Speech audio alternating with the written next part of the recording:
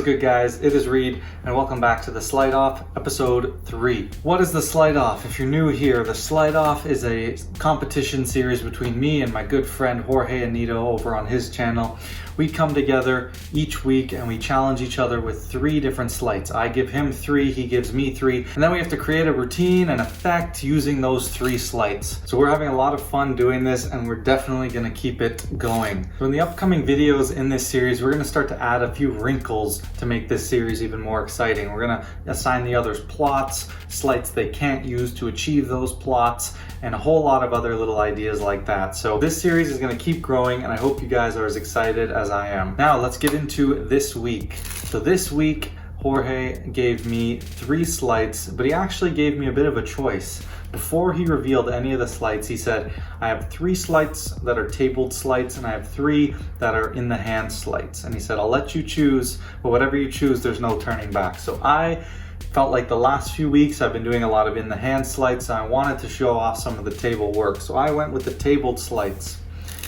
And I'm glad I did. He had the clip shift in the hand sleights, and that definitely would have not went over so well. The clip shift is one of the hardest moves in card magic. So the tabled sleights he gave me were the broken bridge false shuffle, some sort of tabled multiple shift, and then a drop switch. Now, I don't really have much experience with the drop switch. I didn't really even know what it was. I did know a few tabled multiple shifts, so that was no problem.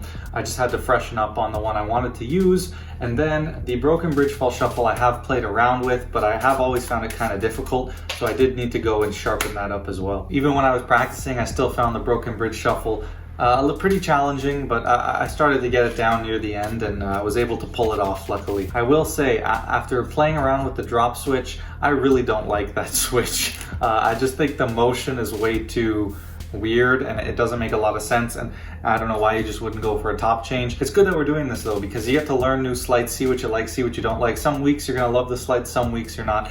So this week, that sleight I didn't like, but the others I really enjoyed. So, I accepted the challenge, made it work, came up with a pretty cool routine. I felt pretty good going into this because I do have experience with table work and do enjoy it quite a bit. So now let's talk a little bit about how this routine came together. When I was given this series of sleights, immediately my head went to a gambling demo, and that's something that I wanted to do. Show some of the false shuffles, false deals, and incorporate the ones he gave me. Now, I do have a gambling routine that I perform a lot that I call the Gambler, and it's a lot of fun, and I thought it would be a great fit to incorporate a lot of the ideas from that routine in with some of these new sleights and kind of revamp it in a cool way. So that's kind of what I went with. I tweaked it and started to incorporate some of those sleights.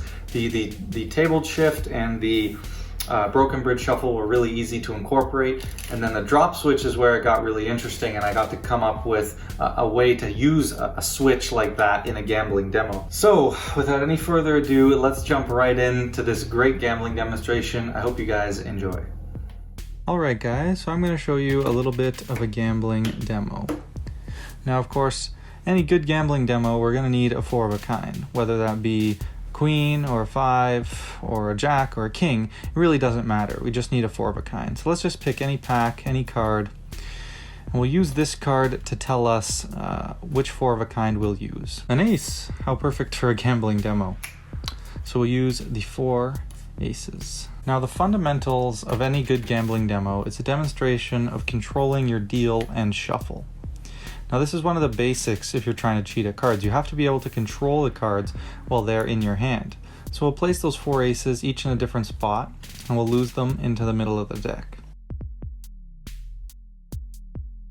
Now I'm going to start shuffling the cards, but it's very important that you notice that with each shuffle I am being very calculated. Each shuffle is very meticulous, and I'm trying to track and then order those cards in the specific order that I want them.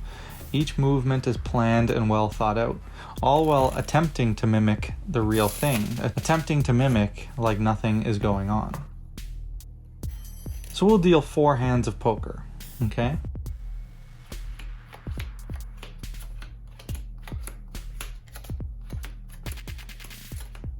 And the last one. Now let's see what everyone got. Nothing much here, nothing here, and nothing here. But of course, I have all 4 aces. Now, if you play a lot of poker, you'll know we missed one very important element, the cut. Before every deal, there's always a cut. Now, the cut is one of the hardest things for us to counteract. Even if we've stacked those cards, we have everything in the order we want. If the cards are cut, it ruins our order totally. So let me cut the cards, and you can see those aces going into the middle. What we need to be able to do now is to negate that cut. Watch. And all 4 aces are right back on top. Now, I know what you're thinking. You've played poker before. I'm not the one as the dealer who would cut the deck. You'd pass it to your right and they would cut the deck. Something like this.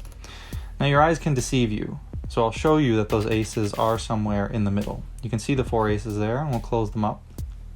But again, just like last time, we need to be able to negate that cut. And you can see the 4 aces are right back on top. So these are some of the techniques that we can use. Now I'm going to try something very, very difficult. We'll take those 4 aces and I'll put them all in a different spot in the deck once again. Now you might be asking yourself, what happens when you're not dealing? Now you can attempt a very difficult strategy, and I'm going to show you this piece of deception. It's essentially stacking those cards in the action of a shuffle. Now right now this is just to mix the cards further into the deck. This isn't part of the stacking. But I'm going to attempt in a minute, in a single overhand shuffle, to totally stack those aces in the exact position I want them so that I can hand out the deck. Essentially, I can control the deception while the cards are out of my hand. So in the single action of an overhand shuffle, one overhand shuffle, I'm going to attempt to stack these cards in the exact order that I want. We can't forget about the cut, and that's it. If I've successfully done this, we should be able to fairly hand out the deck and have someone else deal. And as you can see, there's another ace. There's 3. And if I've done this correctly, this card should be the 4th ace. Well, I hope you guys enjoyed that. That was a lot of fun to put together. Definitely right up my alley in terms of the sleights, and a gambling demonstration is a lot of fun for me. So I do have to credit Danny Doherty's for that little ace production at the beginning. That's an idea I saw from him, and I thought it would fit really well, and then me using the drop switch to get it started was an idea that I had that I thought could tie that all together. Now I know what you guys are all waiting for. What 3 sleights did I give Jorge this week? This week I gave him some pretty interesting sleights, and I'm very curious to see how he's going to fit these together. I gave him the over-the-top deck switch, which is a Daniel Madison move. That's a lot of fun. It's probably my favorite deck switch.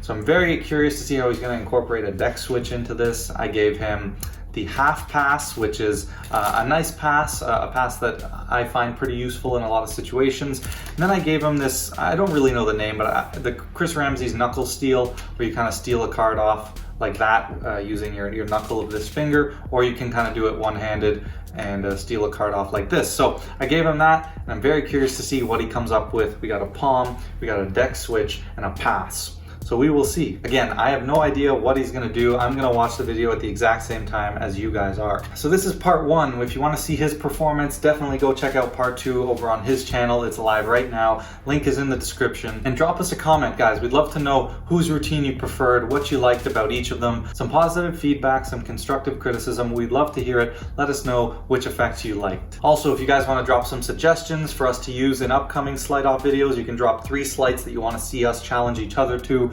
We would also definitely love that. And if you want us to keep doing these, please let us know, because we're definitely having a lot of fun doing them. This really pushes us creatively and gets us to think outside of the box and try new things, create new effects, and so oftentimes we'll stumble on something that's pretty gold and it'll fuel something even better. So with all that said, guys, again, make sure you go over to his channel, watch part 2 of episode 3, drop a comment on the videos, go subscribe to him, and most importantly, enjoy. But that's it for me on the Sleight Off episode 3. Don't forget to subscribe, like, leave me a comment, and I'll catch you guys in the next video.